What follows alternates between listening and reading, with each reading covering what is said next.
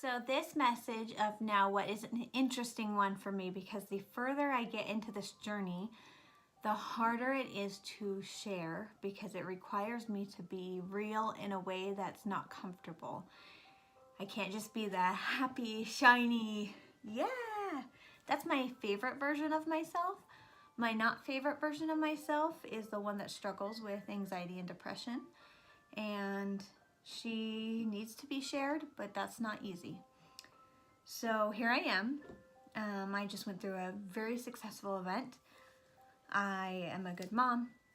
I'm doing good things in my life, but I can tell you when depression hits, it's usually when I'm tired, and the first thing I do is start eating horrible things for me, and then I get worn down, and my makeup changes, the way I do my hair changes, I gain weight because I'm eating horrible things.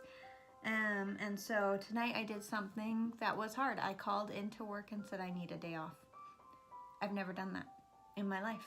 I've never done that. Not because of mental health. I've never chosen to stay home because my mental health needed it. However, when you become aware of yourself fully, you're also not willing to go back to where you've been, those dark places you've been. And that's where I find myself tonight, is not willing to go down that dark road. It is not worth it for myself, and it's not worth it for the people that support me every day and love me every day. When I was pregnant with my third child, I had, not postpartum like my first two, I had depression while I was pregnant. And I was convinced of things that weren't true. I couldn't clean, I couldn't feed my children. I was in a dark room, locking myself up most days. I was in a very bad place. And at the height of all of the horrible things, I remember my husband coming home, and I was on the floor in the fetal position, crying and begging him not to do something that he wasn't even doing. I had made it up in my head. And I remember he looked at me, and I saw this look of horror. He was horrified, and he didn't know what to do with me. And that look has haunted me forever. It did in that moment, and it still does. And it's not that he's not an amazing guy. It's not that he didn't love me. It's that I was so far gone. He didn't know what to do.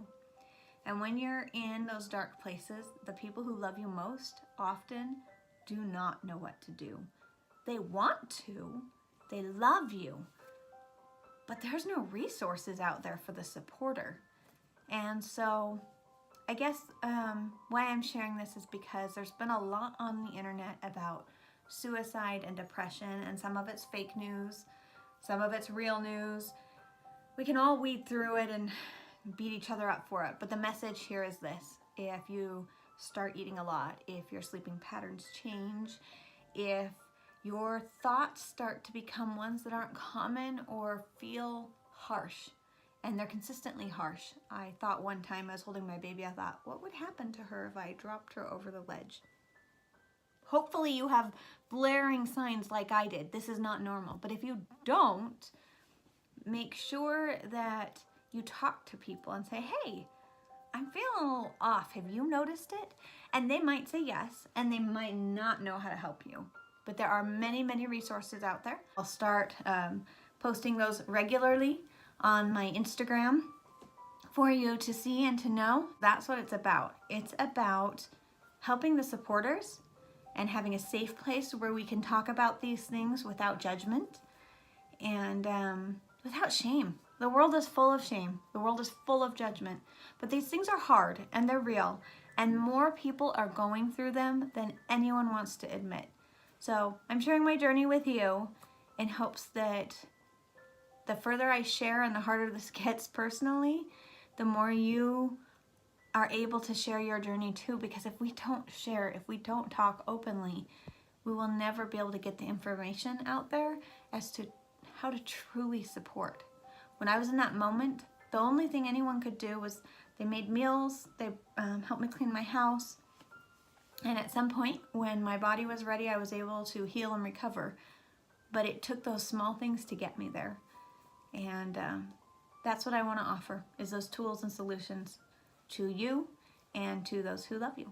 So there's the real me, the person that's struggling right now, but is pleading with you that if you're struggling, don't give up. You have value, you are beautiful, and your scars don't take away from that. They only add to who you are. And I hope you have a good day.